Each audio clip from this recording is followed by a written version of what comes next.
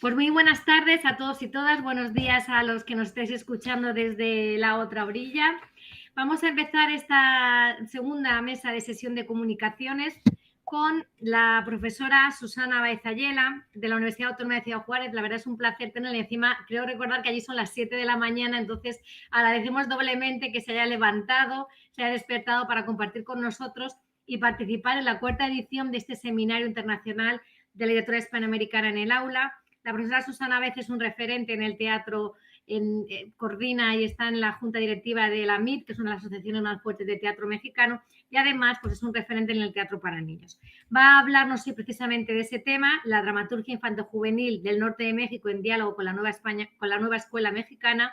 Yo le agradezco profundamente que haya estado presente en este seminario. Es un placer conocerla, que participe y esperamos que sea la primera de otras muchos encuentros en el que la Universidad de Alicante, que ya tiene muchas conexiones con la UNAM o con la Universidad Iberoamericana, pues empieza a establecer esas sinergias con la Universidad de Autónoma de Ciudad Juárez, porque al final te das cuenta que tenemos muchos puntos en comunes y trabajamos muchas cosas en comunes y bueno, estos seminarios yo creo que permiten esas conexiones y esas sinergias que son fundamentales. Pues bienvenida Susana, cuando quieras tienes la palabra y tienes abierto ya nuestra retransmisión en directo para ti. No se te escucha, tienes que ponerle voz, Susana. Bueno, primero que nada, pues agradecer, Mónica, la invitación, la cercanía y que existan estas posibilidades tecnológicas para que conversemos todas, todos, todes, ¿no? Y bueno, por otro lado, me voy a permitir compartir la pantalla, solamente pido un poquito de paciencia para abrir el PowerPoint y, bueno, empezar aquí a conversar con ustedes. ¿Se ve mi pantalla? Sí, perfecto, se ve muy Sí, bien, Susana. perfecto. Bueno, pues nada, agradezco pues a este cuarto seminario internacional, la literatura hispano-mexicana en el aula, Nuevos Horizontes. ¿Por qué? Porque lo agradezco no solo por estar con ustedes, sino porque propone focalizar precisamente la literatura hispano-mexicana. Y hablando de, de la literatura hispano-mexicana y de México en particular, habría que considerar que México es un país muy grande, muy diverso en culturas, pero también en producción teatral. Entonces yo les quise proponer este texto, La dramaturgia infantojuvenil del norte de México, en diálogo con la nueva escuela mexicana 2018-2024. ¿Por qué? Porque precisamente es el proyecto del actual gobierno y no sabemos si en 2 años cambien los vientos políticos, si se mantenga o no, pero en este momento es la propuesta del gobierno mexicano. Entonces hay que reflexionar cuáles son precisamente estas políticas públicas educativas que tienen que ver con el ámbito de la difusión del teatro y la formación educativa y por supuesto, ¿no? La formación tanto de lectores como de espectadores y quizá en algún momento de productores de teatro. Así es que esta nueva escuela, la propuesta de la nueva escuela mexicana plantea, entre otros principios, atender el fomento de la identidad en México, el respeto a la dignidad humana, la promoción de la interculturalidad y la promoción de una cultura de paz, estableciendo como un derecho superior de la infancia este eje motor y todo ello con la finalidad de que el estudiantado aprenda a aprender. Aquí entonces las artes se consideran centrales en el desarrollo integral y armónico del individuo. No tengo que explicar demasiado al público que nos está acompañando que Ciudad Juárez desafortunadamente es el contraejemplo de una cultura de paz en los términos de todas las violencias que se han desatado en esta región y que desafortunadamente no es que se hayan ido de aquí hacia otras partes del país, es que ya estaban en otras partes del país y del mundo y aquí se focalizaron por distintas razones. Entonces, estos postulados de la nueva escuela mexicana a mí me parecen muy pertinentes que se enuncien. No quiere decir que la educación no los haya considerado antes, ni que los docentes y las docentes no lo tengan en su ideario, en su filosofía didáctica y en su ética, porque la verdad es que yo siempre defiendo mucho al magisterio mexicano, porque después de la Revolución Mexicana han sido pues los promotores de los cambios cualitativos y de los cambios en el imaginario en nuestro país en beneficio de una democracia, de una cultura participativa, ciudadana, etcétera. Pero me interesa mucho lo de una cultura de paz. No es mi interés hablar de las violencias acá en el norte del país, pero sí quisiera comentarles que apenas hace un mes y medio, el 16 de agosto de este año, sucedieron acontecimientos muy lamentables aquí en Ciudad Juárez. Ahora se le va a conocer como el Jueves Negro a la fecha del 16 de agosto, porque desafortunadamente los grupos delictivos actuaron contra la población civil en un acto terrorista. No se quiere reconocer como tal, pero así sucedió. Y a 8 calles de donde les estoy hablando ahorita se escucharon la balacera. No es mi interés explotar este tema de la violencia, pero esta es la realidad de un país que requiere que las infancias y las juventudes trabajen en pro de la paz, porque así lo requerimos. Bueno, por lo tanto, me parece importante pues que la dramaturgia dirigida a la educación básica se inserte en este mandato de políticas públicas. Ahora, resulta que la prueba PISA en el 2018 nos plantea que tenemos en México un problema de muy bajo nivel de lectura. Entonces la pregunta es, ¿cómo se puede impulsar la lectura de textos dramáticos en educación básica? ¿Sí? Y bueno, aquí mi propuesta. Un segundito. Ahí está.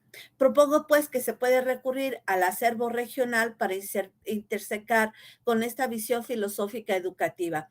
Me referiré a reconocer las posibilidades de la dramaturgia hipertextual que han teorizado Mijares, Galicia y yo misma, y además estableceré así una panorámica muy mínima acerca de algunos autores del norte de México que están contribuyendo a la cultura literaria, pero particularmente a la cultura de la dramaturgia dirigida a niños y jóvenes desde el norte de México, ¿sí? Como puede ser Virginia Hernández de Tijuana y Mexicali, Antonio Zúñiga de Chihuahua, perdón, no es Edgar, es Elman Treviso, aquí tengo un error garrafal, me disculpo, es Elman Treviso en Cuauhtémoc, que es una ciudad de Chihuahua, Edeberto Galindo de Ciudad Juárez y Enrique Mijares de Durango. Quienes escriben expresamente para las infancias atendiendo temas que emergen precisamente de la frontera norte en el siglo XXI. Bien, la escuela mexicana pues es este proyecto de la política pública educativa del actual gobierno de AMLO y que establece pues que este proyecto debe atender a las infancias desde los 0 años hasta los 23, con la clara idea de que la educación deberá ser entendida para toda la vida bajo el concepto de aprender a aprender, actualización continua y adaptación a los cambios y aprendizaje permanente. Esto no es tan irrelevante, suena pues algo relativamente evidente y sin embargo se requiere enunciar para que luego haya políticas que lo lleven a la práctica, ¿no? Y a mí me interesa mucho resaltar este último punto, el garantizar el derecho a la educación desde la educación inicial hasta la superior. Bien, la idea de esta propuesta de la nueva escuela mexicana es atender la formación ciudadana y buscar la transformación social, crear personas críticas o más bien favorecer que haya una mentalidad crítica, participativa y activa, ¿sí? Bueno, me paso esto porque, ya recordé que sí me interesa mucho aquí. Me parece importante resaltar que la nueva escuela mexicana tiene el interés de que se posean capacidades que favorezcan el aprendizaje permanente y la incorporación de métodos colaborativos. Creo que precisamente todas estas formas de no cultura de paz están basadas en un imaginario y una praxis sociocultural que va hacia el individuo y no hacia la colectividad. Entonces, el teatro desde sus orígenes es colectivo.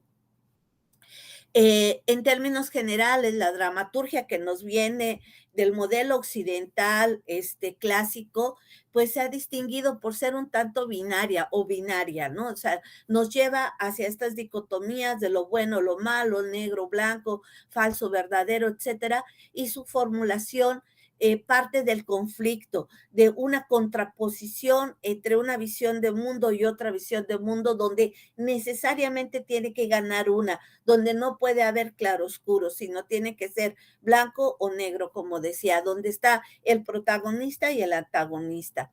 Y además, este tipo de dramaturgia plantea el respeto irrestricto a las unidades aristotélicas, cuando la realidad actual, la del siglo XXI, es muy diversa. Por tanto, acá desde el norte de México, particularmente Enrique Mijares, dramaturgo del estado de Durango, ha teorizado acerca de la dramaturgia hipertextual del siglo XXI y lo ve como la posibilidad de tener un umbral, lo plantea a partir de que los lectores y espectadores actuales tenemos un umbral de atención y una capacidad anticipativa que ha ido transformándose debido a la vertiginosidad de nuestra época.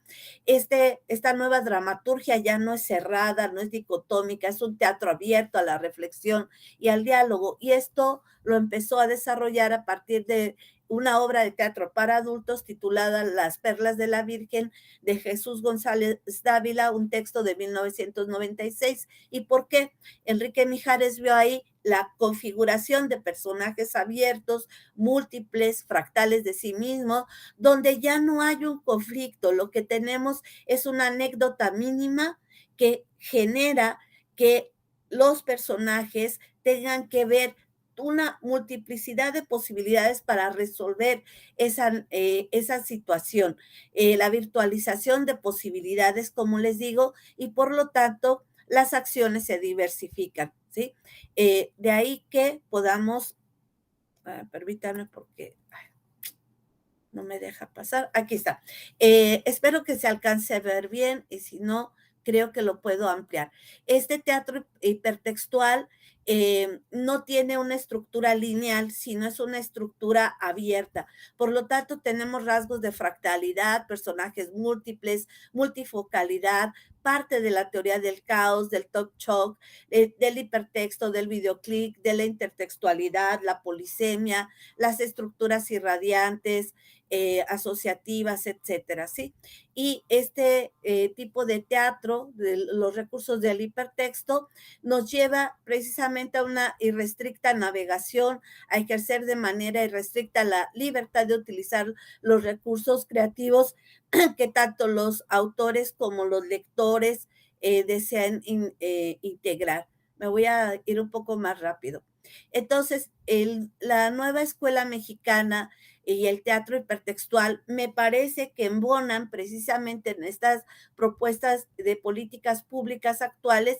¿Por qué? Porque proponen, la nueva escuela mexicana propone el fomento de la identidad con México, la responsabilidad ciudadana, que se posea una conciencia social, la honestidad como un comportamiento fundamental como en la responsabilidad social, el respeto de la dignidad humana, la promoción de la cultura, el respeto a la naturaleza, etcétera. Y esto es fundamental.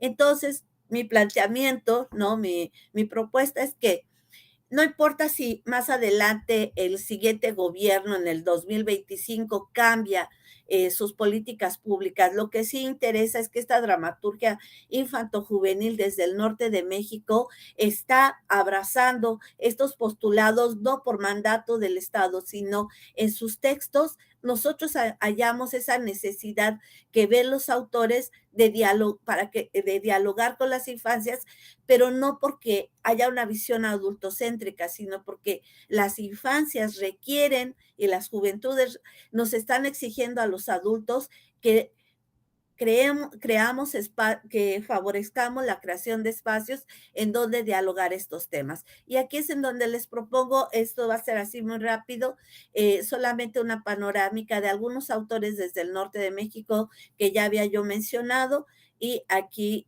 unos mínimos datos de ellos, ¿sí? Por un lado tenemos, no me deja esto, aquí está. A Virginia Hernández, ella nace en Nayarit, vive en Mexicali, ella nace en 1959, aquí tienen algunos datos.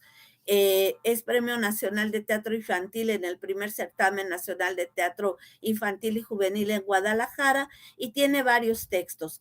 Ella, dice Armando Partida, un crítico teórico, y Mijares sobre esta autora. En ella, bueno, se refiere Partida a que en el norte de México encontramos una pleyade de escritores, todos ellos distintos, que comparten rasgos en común, pero que se caracterizan por la creación de un estilo propio. Respecto a Virginia Hernández, tiene varios textos: El Vigía, el Chuchumá, perdón, el Centinela, que aborda la visión o la cosmovisión de hombres antiguos dedicados a contar historias y leyendas de los pueblos del norte de México, particularmente de Baja California, ¿sí? Y bueno, tiene un libro que no sé si se alcanza a ver, como estoy transmitiendo, compartiendo pantalla, no sé si se alcanza a ver. Sí, sí que se ve, Susana, se ve perfectamente. Pues este texto es muy reciente, es del 2015, Teatro Breve para Párvulos, aquí está, y en este libro tiene varias obras breves, que me interesa mucho el tema de la brevedad: Bichos y Hechizos, Niño con Luna, con Ángel, Muñeca y con Hermana, y me voy a detener solo un segundo en Niño con Guerra. Y le cito este fragmento, dice la acotación, es la acotación del escenario: regados en el piso, soldados de juguete, edificios, tanques, camiones. Se escuchan sonidos de alarma. El niño está ovillado en el rincón, se tapa los oídos, ella mira por la rendija. Niño: no hay soldados de 14 años. Niña: en la guerra no hay edad para iniciarse. Hay otros más chicos todavía. Cuando llegas allí, te haces hombre. Bueno, el texto son apenas unas 6 páginas, un texto que puede leerse en las escuelas, que puede dialogarse y representarse, y que aborda precisamente este tema de la guerra, de la violencia, de lo que implica que las infancias y las juventudes tengan que sumarse a estas problemáticas. Voy a tener que contestar una llamada muy urgente, me disculpo. Sí, bueno. Sí, ¿qué pasó? Es que estoy en plena exposición. Ok, ahí sigue. Yo termino y voy para allá, ¿sale? Estoy en plena exposición, bye. Me disculpo. Bueno, el caso es que este tipo de textos favorecen ese diálogo, ese encuentro con problemáticas actuales, pero desde la brevedad. Bueno, este es otro autor, Antonio Zúñiga. Él es de acá de Chihuahua, ahora mismo dirige el Teatro Helénico en la Ciudad de México, y bueno, ha recibido múltiples reconocimientos. Y de él quisiera comentar algunos textos rápidamente. Estos son los títulos. Aquí tengo un volumen que espero que se vea. Es la obra reunida de Antonio Zúñiga, en donde él particularmente quiso seleccionar una serie de obras que tituló Para jóvenes audiencias. Y es que esto no es muy común en el norte de México. En el centro del país hay más tradición de dramaturgia para las infancias, pero tampoco es que sea demasiada, ¿no? Creo que es algo que los dramaturgos, las dramaturgas le deben a las infancias. Y dentro de este volumen hay una parte que se titula Historias mínimas para niños máximos, y ahí están 2 textos, espero que se alcancen a ver aquí. Este es El bulto de este autor de Antonio Zúñiga y este otro, Toño Moquetes. Estos están dentro de una colección de literatura infantil y juvenil que tengo el honor de dirigir dentro de la Universidad Autónoma de Ciudad Juárez y tratan temas que a los niños les interesa. Por ejemplo, este de Toño Moquetes es acerca de cómo un niño, como un infante va adscribiéndose al modelo de la violencia física, de la violencia verbal, de la violencia simbólica hacia las niñas, ¿no? Y dice Toño, yo soy Toño Moquetes, me dicen así porque en los últimos tiempos de mi larga existencia de 4 años, me gusta poner moquetes con esta y no con esta, ¿sí? Bueno, pues es una reflexión que al final el niño lo dialoga con los padres y lo orientan, ¿no? Pero bueno, no se los spoileo porque lo tienen que leer. Pero este otro texto, Pancho Villa y los niños de la bola y una luna de, bueno, es un teatro de carácter histórico y lo escribe Antonio Zúñiga particularmente para los jóvenes. Y una luna de Pinole trata sobre tradiciones de carácter oral en el norte de México, en donde predomina los rarámuris, ¿sí? Bueno, por otro lado, quisiera avanzar, les digo que solamente es una pincelada. Elman Treviso, él nace en Los Mochis, Sinaloa, pero actualmente está residiendo en Cuauhtémoc, Chihuahua. Y bueno, él ha ganado, por ejemplo, el primer lugar en el concurso nacional de obra de teatro para títeres sobre alebrijes en el 2016 y la mención de honor en el concurso regional de literatura para niños y niñas en el área de teatro infantil en el 2016. Y sus textos están en antología de cuentos y obras de títeres sobre alebrijes del 2010 también. Bueno, de él no les tengo un ejemplo por X razones, por lo tanto me paso a Enrique Mijares, también por cuestiones de brevedad. Él nace en Durango el 5 de julio del 44, es poeta, narrador y dramaturgo, teórico. De él estoy tomando las ideas de teatro hipertextual de Rocío Galicia y de mí misma, que somos discípulas de Enrique Mijares, fundador del taller Espacio Vacío, y tiene 3 reconocimientos muy importantes: el Emilio Carballido, el Tirso de Molina, tiene el premio de literatura Fuentes Mares y es premio nacional dramaturgia Juan Ruiz de Alarcón. Y él tiene un texto muy interesante que lo tengo aquí. ¿Dónde te fuiste? Sí, aquí está. Miren, aquí está la portada, ¿sí? Se titula Don Grillo, Nuevas Fábulas.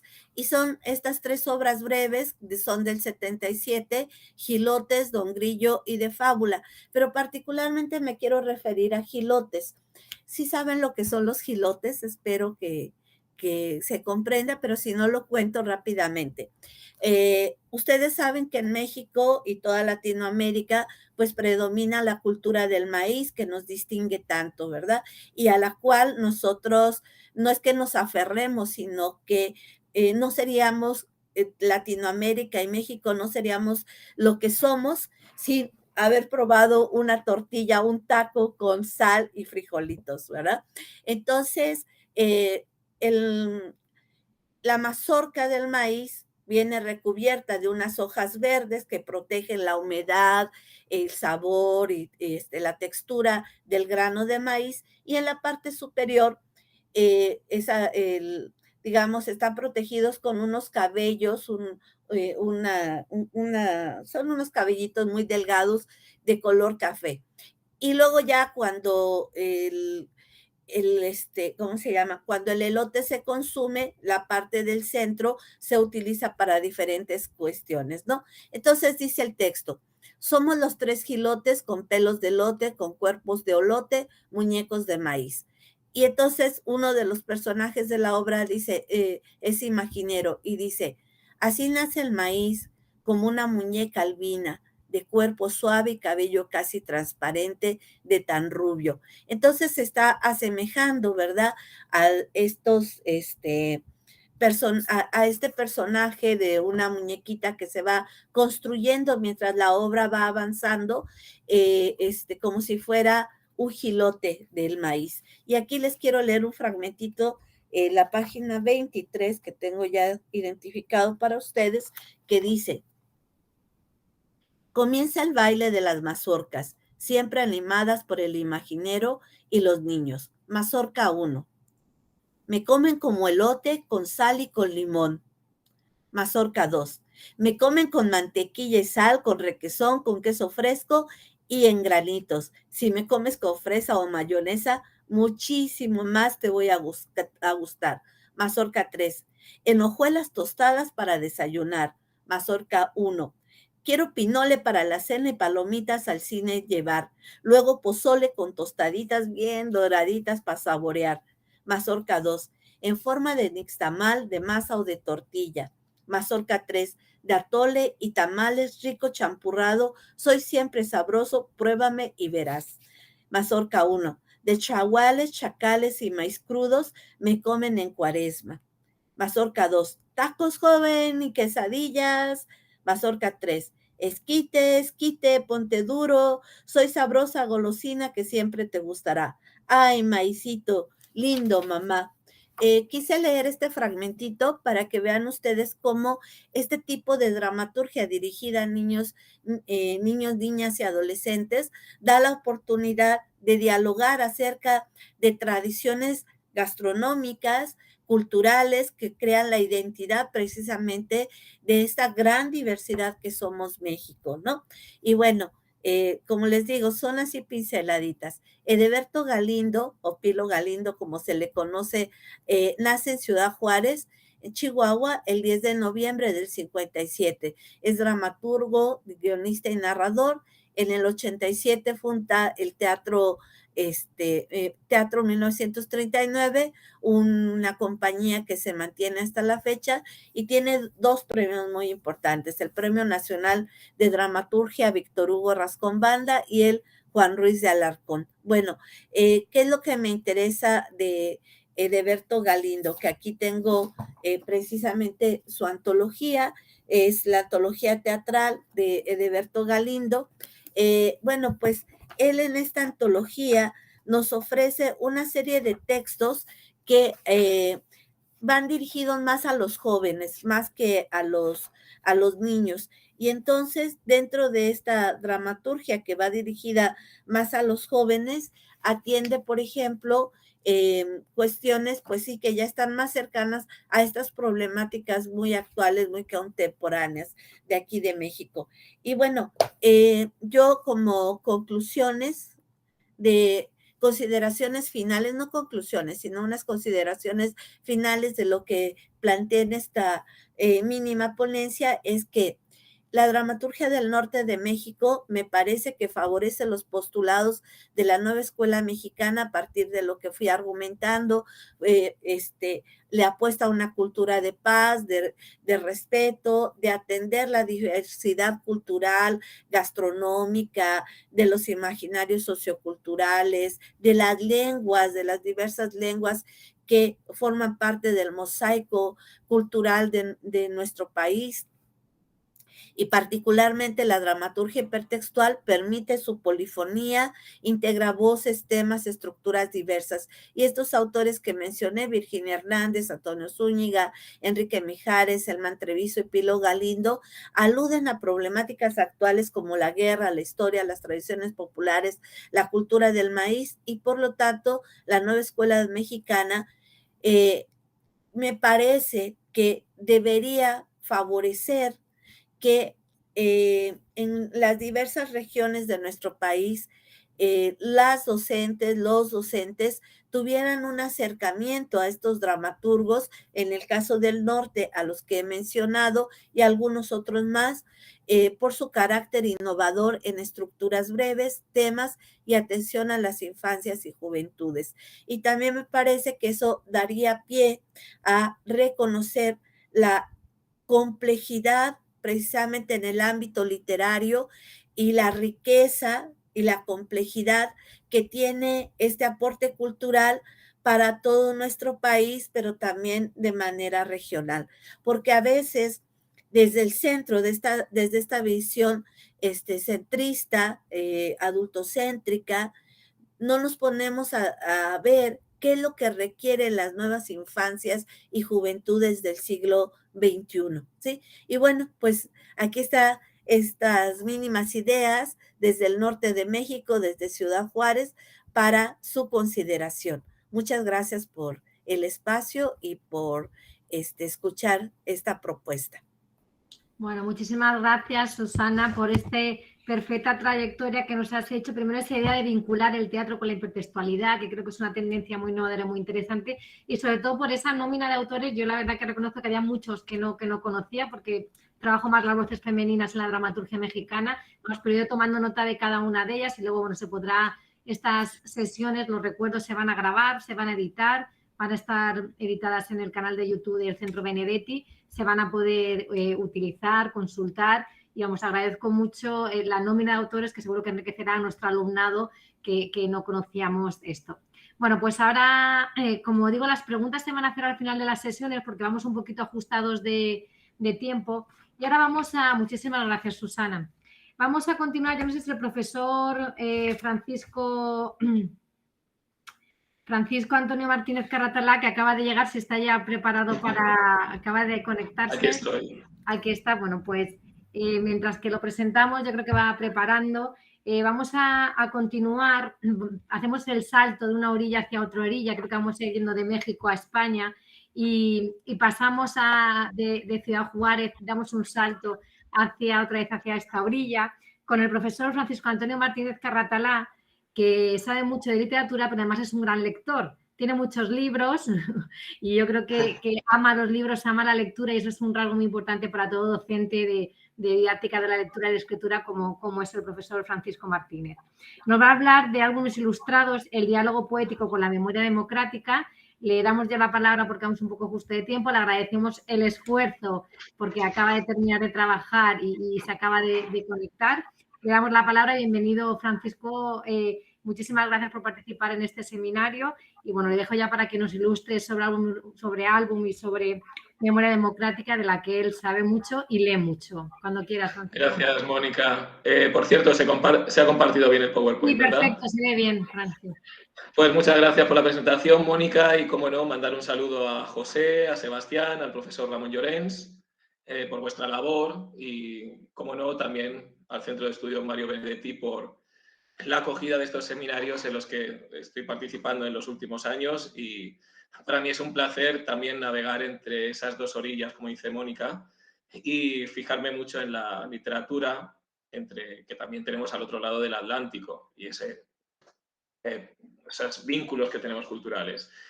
Sin más, vamos a hacer un breve repaso por la presentación, que será básicamente un repaso desde una especie de itinerario poético visual, desde la primera infancia, a través de todos los elementos que integran el álbum, y finalmente haremos una mención al diálogo con la memoria, y especialmente en los versos latentes, jugando con una alusión a Federico García Lorca cuando hablaba de las nanas y esa palabra latente, en el caso de la escritora chilena María José Ferrada, que además hoy pues, tenemos la suerte de compartir en una sesión plenaria con ella y dialogando con la profesora Mónica y el profesor Ramón Llorens.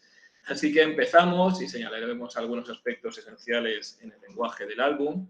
Es diseño total, no solamente es texto e imagen, sino también todo lo que significa, cómo construye su significado a través del aspecto material, y además también en la manera en la cual se secuencia esa narrativa visual a lo largo de sus páginas o de las distintas formas que adquiera este tipo de libros.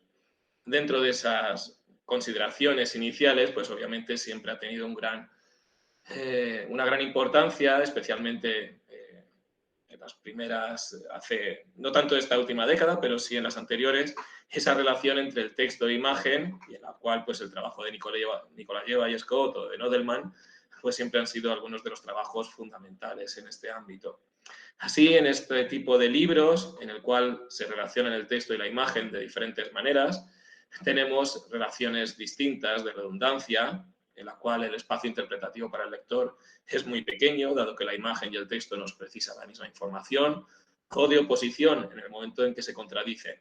Pero en esa relación de complementariedad en la cual el texto dice una cosa y la imagen amplía esa mirada, deja un espacio interpretativo que da lugar a esa relación poética entre el texto, la imagen y el resto de elementos semióticos que integran el álbum.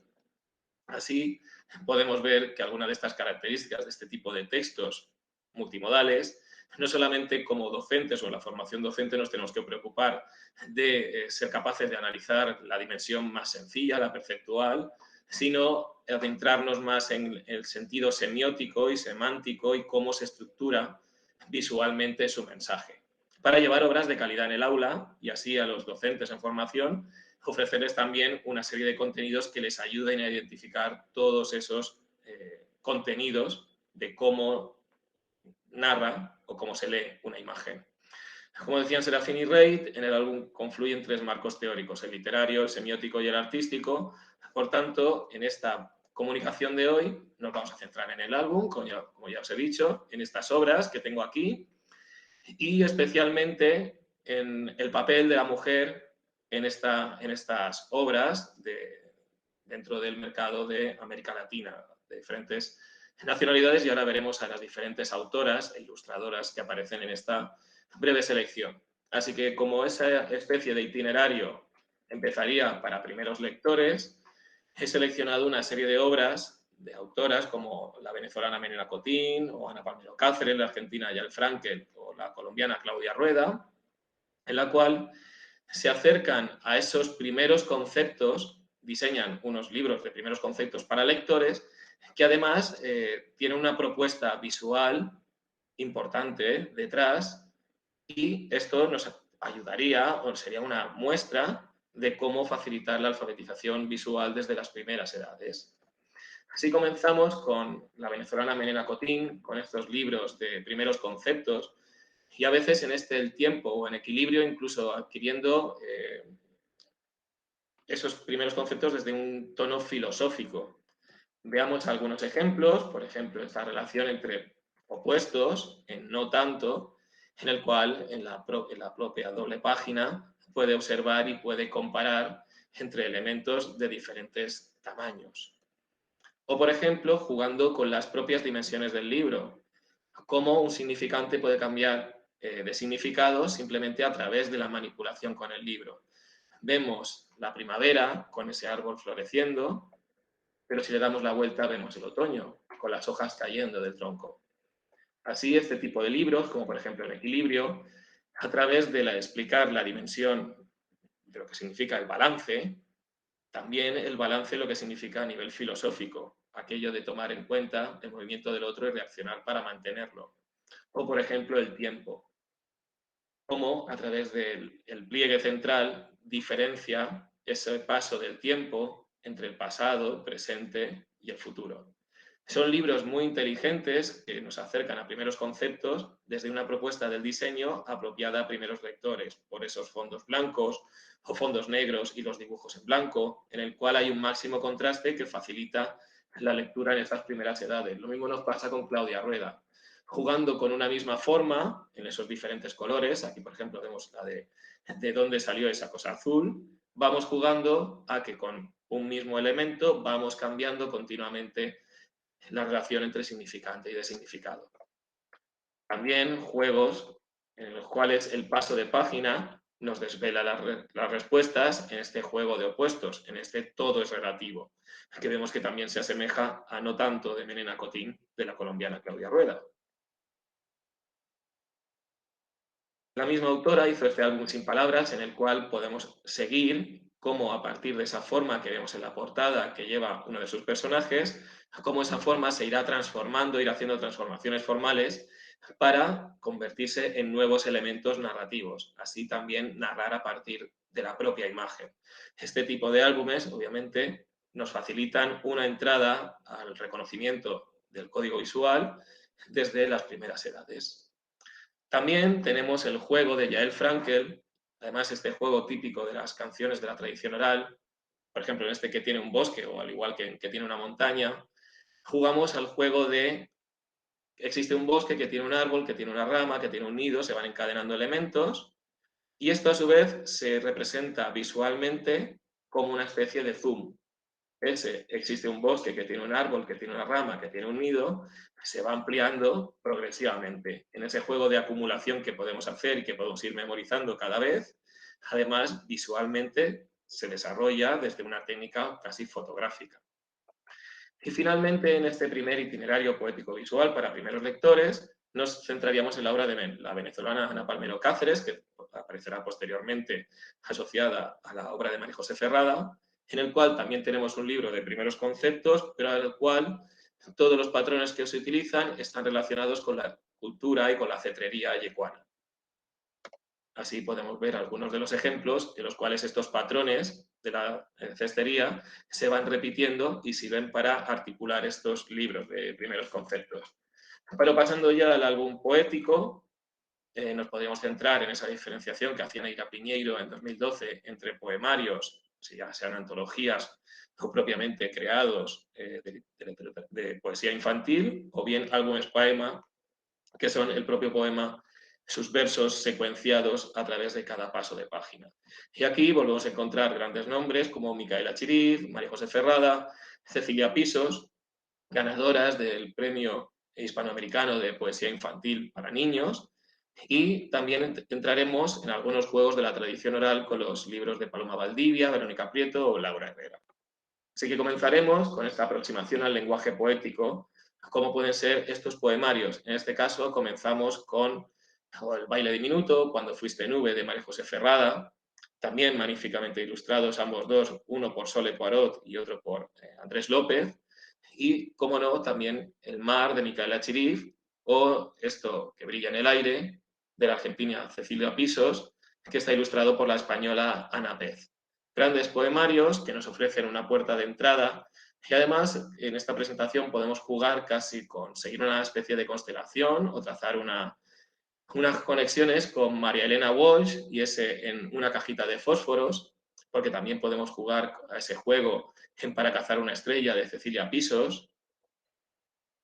También tenemos El mar, de Micaela Chiriz, como otro de los ganadores del Premio Hispanoamericano de Literatura Infantil, que, como Eduardo Santiago Ruiz en uno de los últimos números de la revista OU nos ha analizado, los 15 premios de literatura hispanoamericana, de los ganadores, la cualidad estética de sus versos era que predominaba el verso libre frente al verso rimado, desmontando un poco la concepción que muchas veces se tiene sobre que el verso rimado es el más, o el que tiene más sentido que sea dirigido al público infantil.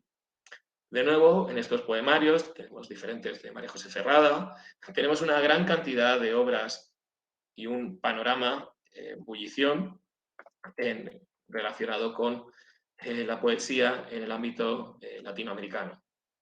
También podemos aproximarnos a este lenguaje poético desde álbumes poema. Tenemos un poema que vamos secuenciando a lo largo de las páginas. Tenemos estas maravillas de Micaela Chiriz, Una canción que no conozco, ilustrado por Juan Palomino, o Las ovejas, ilustrado por la mexicana Amanda Mijancos. También tenemos obras de María José Ferrada y volvemos a conectar con María Elena Walsh y en La cajita de fósforos, porque Espantamiedos fue un poema de María José Ferrada que apareció en la recopilación, en la antología de poemas sin rima de Adolfo Córdoba, con el nombre de Espantamiedos, y que ahora ha vuelto a tener una forma de álbum poema en esta ocasión. También podemos observar la ampliación estética que ofrecen estos álbumes a la hora de crear esas metáforas visuales respecto a la imagen. Aquí tenemos Las ovejas, de Micaela Chiriz, en el cual las ovejas también sueñan para irse a dormir, pero obviamente no contarán ovejas, contarán flores seguramente. Así, en Una canción que no conozco, también se aborda desde su poética temáticas complejas como la ausencia, y el recuerdo, y también juegos que juegan con libros que juegan con la propia materialidad, como en este Piu, de María José Ferrada. En la colección Picaboo, dentro de Ediciones Liebre, también se ha traducido al inglés. Y es complejo muchas veces acceder a estos libros, pero creo que ese ha sido un tema recurrente durante la charla de esta mañana, por ejemplo, con la profesora Rosa Tabernero. Y aquí tenemos ese Espantamiedos, que está incluido en esa cajita de fósforos, ganador del premio de poesía en la Feria de Bolonia en el año 2021. Observamos ese gran panorama ese interés por crear obras y acercar la poesía desde las primeras edades, y acercándose desde un lenguaje que no necesariamente tiene que ser un verso rimado, aunque también lo podemos encontrar, esa aproximación al lenguaje poético a partir de elementos y recursos de la lírica popular, como pueden ser las nanas de esa versión del Hush Little Baby de Laura Herrera, El Duerme Negrito de Paloma Valdivia, o juegos de acumulación de personajes en La Verde Colina. Además, Verónica Prieto musica este texto, porque ella también tiene un grupo musical que se llama Mazapán, en el cual pues también es una forma de aproximarnos a la musicalidad rítmica de la lírica popular. Y empezaremos a tomar la recta de salida ya en esta comunicación, y hablaremos de la materialidad en la construcción del significado poético.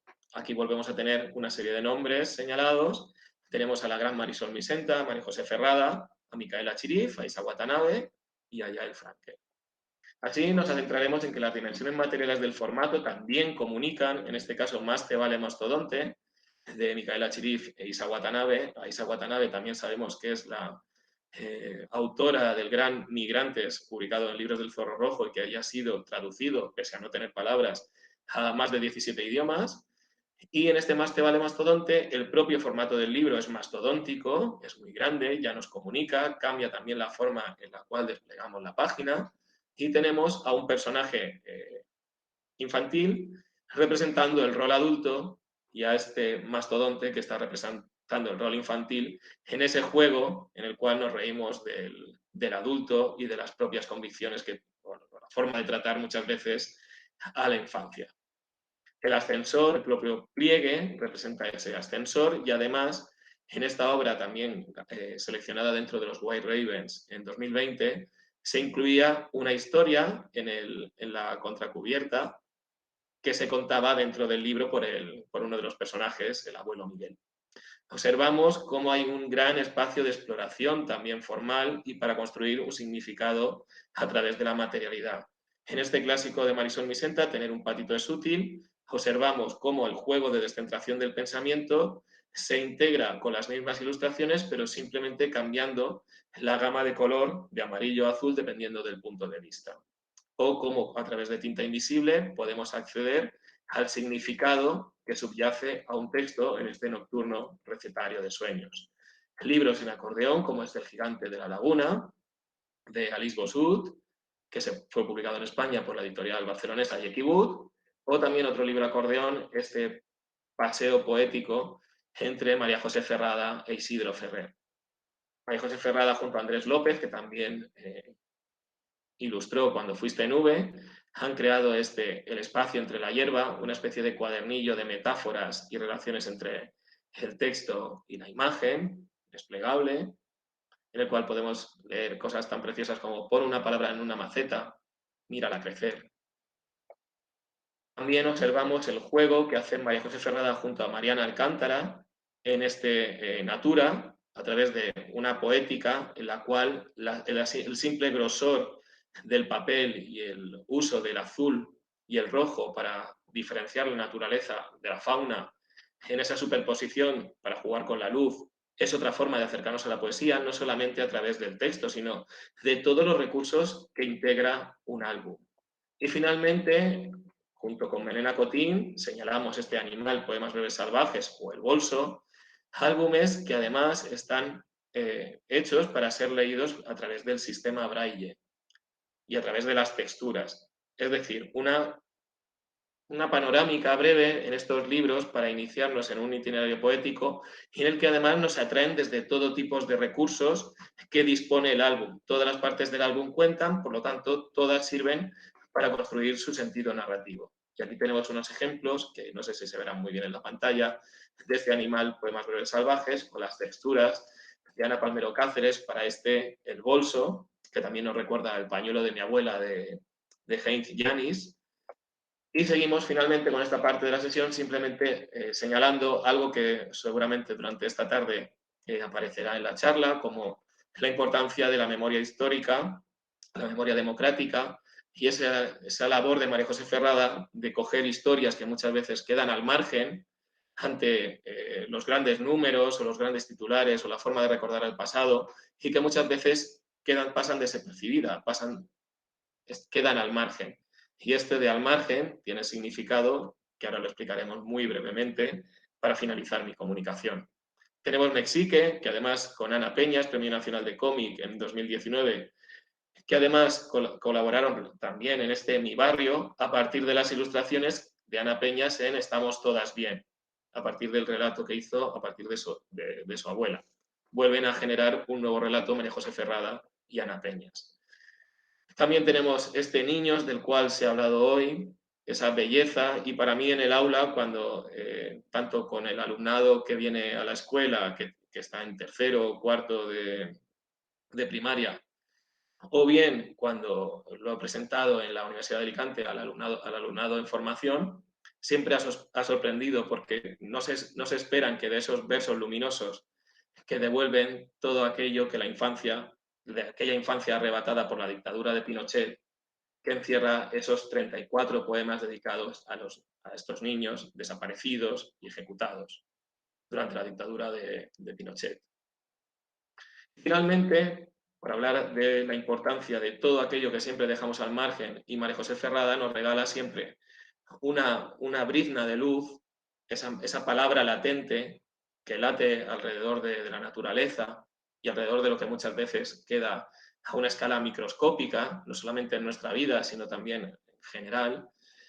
Tenemos Noticias al Margen, a partir de una serie de noticias que pasan desapercibidas, de noticias que quedan al margen. Ella después construye un poema en el cual vuelve a darle vida a esas cosas que quedan un poco fuera de los grandes discursos de nuestra cotidianeidad. Por último, señalar la importancia creo que hay están puestos todos los mimbres para que haya un boom de la literatura hispanoamericana. De hecho, hay un gran interés y se están traduciendo muchos de estos títulos en el mercado estadounidense. De hecho, el Museo de Eric Carle ahora tenía una serie de conversaciones con la editorial Tapioca, en la cual muchas de estas obras, algunas de estas obras han sido traducidas para el mercado estadounidense, lo cual nos da a entrever que también hay una mirada desde Estados Unidos hacia la gran cantidad y calidad de obras que se producen en el ámbito de América Latina. Así que nada más, simplemente pues resaltar la importancia del álbum en ese itinerario poético, acercarnos a estas obras y ojalá que fuera más fácil el acceso desde España a esas obras que se editan en América Latina y romper ese canon eurocentrista. Por mi parte nada más, muchas gracias por vuestra atención y espero no haberme pasado del tiempo que me habéis concedido. Muchas gracias. Bueno, pues muchísimas gracias, Fran, por esta intervención. Yo creo que Fran lee mucho, algún ilustrado, conoce mucho y además me consta que todo lo que nos ha presentado se lo compra. Es tan generoso que además lo comparte cuando sus compañeros no le atracamos y le pedimos que nos deje sus álbumes para llevarlos al aula. Creo que es una aportación muy interesante y muchísimas gracias, Fran, por participar. Bueno, pasamos ahora, volvemos a cruzar a la otra orilla. Yo no sé si la profesora Cuchi Quezada está ya conectada porque no la veo. Sí, perfecto. Bueno, pues volvemos a ir de España a México y de México a España. Retomamos la otra orilla con las investigaciones de la profesora Cuchi Quezada, viene de la Universidad Iberoamericana de México, que nos va a hablar del potencial libro-álbum metaficcional como modalidad neoversiva en LIC de América Latina para generar estrategias de mediación lectora. Nos ha prometido que ahora va a reformular el título y nos lo va a acercar. Yo le agradezco profundamente el estar, ¿no?, a estas horas de la madrugada para ellas ahí presente en este seminario. La verdad que es un placer. Queríamos tanto a la profesora Laura Guerrero, que es su maestra, ella sabemos que trabaja este tema, queríamos establecer contactos con vosotros porque es un grupo de investigación con el que compartimos muchas inquietudes y yo creo que, bueno, como hemos comentado, estos seminarios permiten esas sinergias que te ayudan a ver que hay grupos, aunque sea a la otra orilla y con una mirada transatlántica, que trabajan y que tienen las mismas inquietudes. Y bueno, pues desde aquí sí que te agradezco tu presencia y bueno, sabes que la Universidad de Alicante, el Centro de Estudios María Benedetti, pues está abierto para todos esos trabajos que desde la Universidad Iberoamericana y de la mano de la doctora Guerrero estáis realizando desde allí. Muchísimas gracias, Cuchi, y te cedo la palabra. Pues muchísimas gracias por la invitación. La verdad es un placer estar aquí. Y les voy a presentar, además me viene súper bien todo lo que platicó Francisco. Y quiero saber si pueden ver ustedes mi pantalla. ¿Sí? Se ve bien, sí, Cuchi, se ve perfecto. Sí. Bueno, entre conversaciones y demás, cambié un poco el título para hacerlo un poco más entendible, pero el concepto es el mismo, ¿no? Ya saben ustedes que las investigaciones, los títulos son súper largos porque son muy específicos, pero la idea es esta, la idea es observar qué es lo que tiene en potencia en su estructura, en su esencia, en su construcción, los libros, álbumes en general, y en específico los libros, álbumes metaficcionales, y presentarles 3 ejemplos latinoamericanos. Quiero ponerles un poquito en contexto. Estos son estos nuevos análisis de libros, álbumes latinoamericanos vienen o se basan en un modelo de análisis, en un estudio que fue justo mi tesis doctoral, que se centraba solo en los especiales, en la colección de los especiales A la orilla del viento del Fondo de Cultura, donde analicé toda la colección hasta diciembre del 2016, o sea, los que estuvieran publicados hasta esa fecha, y seleccioné 17 libros, álbumes metaficcionales. Ahora les explico a qué me refiero.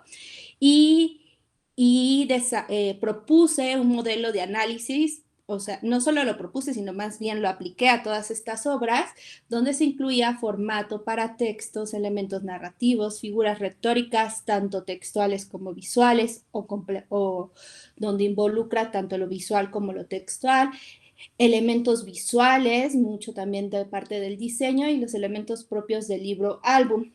No me voy a centrar en esta presentación mucho en este modelo de análisis, porque me suele pasar también cuando doy cursos al magisterio y demás, que me centro en esta parte y nunca termino hablando de qué es lo metaficcional. Entonces me viene perfecto justo todo lo que planteó Francisco, porque es esta estructura de cómo está formado los libros álbumes, ¿no? De todas maneras, retomo un poquito rápido en entender qué es este entretejido, que el libro álbum es este entretejido complejo donde va a estar no solo la relación iconotextual entre imagen y texto, sino también la parte de diseño, ¿no? La parte, por eso es tan importante, por eso son tan atractivos como en el libro físico, en el objeto físico, y ahorita veremos por qué los paratextos son y el formato son súper importantes en este elemento, ¿no? Pero es un entretejido complejo. Yo suelo usar una metáfora cuando doy los cursos, a lo mejor un poco burda, pero me funciona bastante, que es como las capas de la cebolla. Son todos los libros narrativos, todos los van a tener estas distintas capas, lo que llamamos polifonía, pero el libro álbum la va a tener mucho más estrella, ¿no? Una cebolla súper estrecha. Pues digamos que el libro álbum le suma, el libro álbum metaficcional le suba todavía una complejidad mayor, ¿no?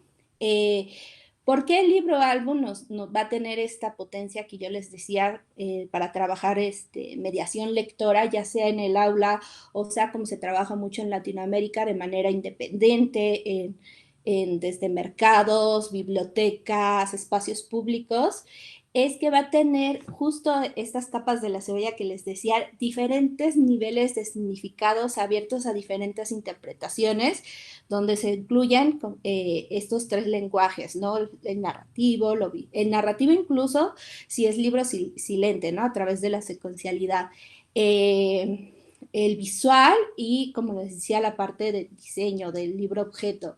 Y esto va a propiciar la misma reflexión del lector, sea adulto, sea niño, en el mismo acto de leer, ¿no? Que es un principio que va a estar siempre en todo el libro álbum, pero sobre todo en los libros álbumes metaficcionales.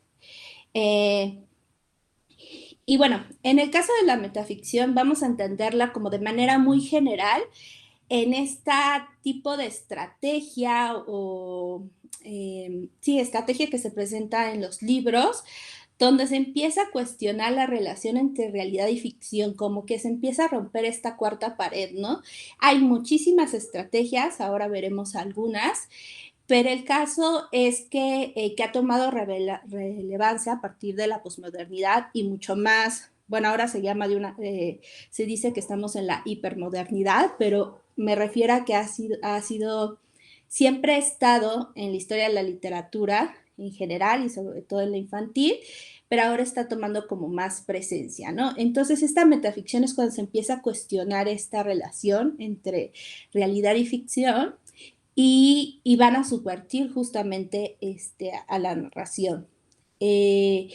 Como modalidad es que esta estrategia ya no es ocasional, ya no es solo a lo mejor en hablarle directamente al lector, ya no es solo una vez a lo largo de toda la obra, sino está tan complejo o tan presente que termina siendo un entramado distintivo y que crea una nueva modalidad, digamos que un subgénero del género de la narrativa gráfica, que es el libro-álbum, y tenemos al libro-álbum metaficcional, ¿no?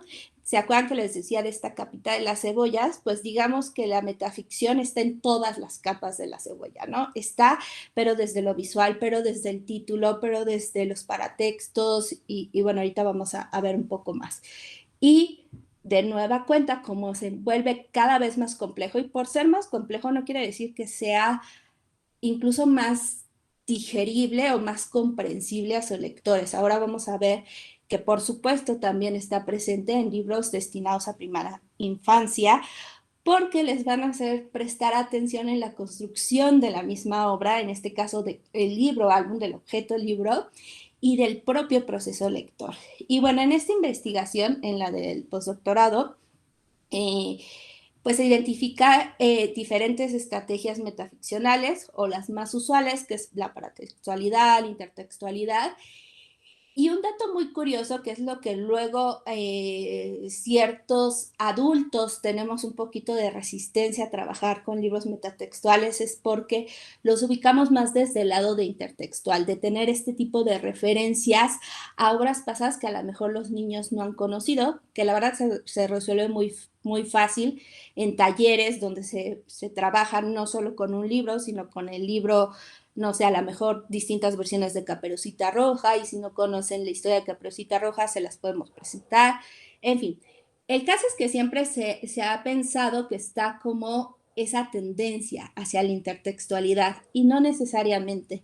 Puede estar hacia justo los paratextos, todo aquello que rodea el texto, y hacia el libro objeto, como es el caso de A Moverse, de Taro Gomi, donde ese agujero físico que tiene lo que nosotros podemos imaginar que es la nariz del robot, está también creando una estrategia metaficcional que además, en este caso literal, atraviesa todo el libro porque es un agujero que atraviesa todas las páginas. Y este tipo de metaficción ya no tan cargada a la intertextualidad nos permite entrar con muchos libros y con muchas propuestas destinadas a primera infancia, como A Moverse, como el libro del osito, el cuento del osito de Anthony Brown. Y bueno, eso es como una de las conclusiones a las que llegué en esta investigación doctoral, que es justo el tener otras posibilidades de metaficcionales permite incluir también a libros de primera infancia. Otra forma de verlo es sobre qué se metaficcionaliza, o sea, sobre qué se está creando este juego donde se rompe tanto la realidad como la ficción. Y puedes irse cargando hacia estas referencias al mundo pictórico, científico y literario, pero también se puede cargar hacia el otro lado y volvemos, allí pueden incluirse libros para primera infancia, como es el proceso de lectura, el lector como propio personaje, el proceso creativo en general o la condición autoral, ¿no? Y se puede trabajar desde muchísimas figuras retóricas, como les decía, tanto visuales como textuales, ¿no? O incluso desde la tipografía, por ejemplo, en El día en que los crayones regresaron a casa, donde el color, en este caso verde, también juega nos está comunicando algo, porque además es la carta que está escribiendo el crayón verde, y la tipografía tipo script o tipo manuscrita para que se sienta que es una postal, una carta. Y, y bueno, ahora se los quiero dar como un poco rápido para que me dé tiempo de hablar de los ejemplos latinoamericanos, pero si ustedes tienen como mayor interés, pueden consultar la tesis googleando muy fácil. Bueno, mi nombre, Kutsi Quesada, y la encuentran y la pueden descargar, ¿no? Si quieren abundar, por ejemplo, en el modelo de análisis.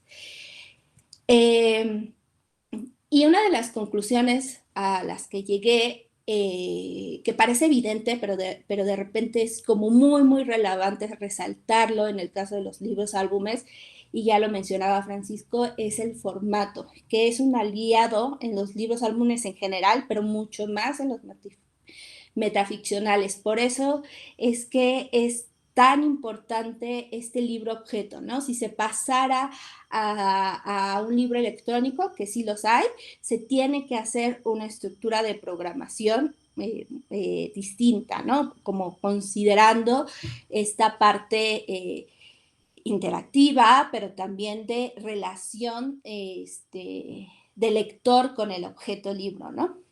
Entonces es un aliado porque puede incluir lo que les decía, obras destinadas a primeras infancias, porque evidencia la condición como objeto de arte de los libros álbumes y porque utilizan en muchísimas formas el recurso del paratexto como justo un recurso metaficcional y que nos va a aportar una capa más interpretativa.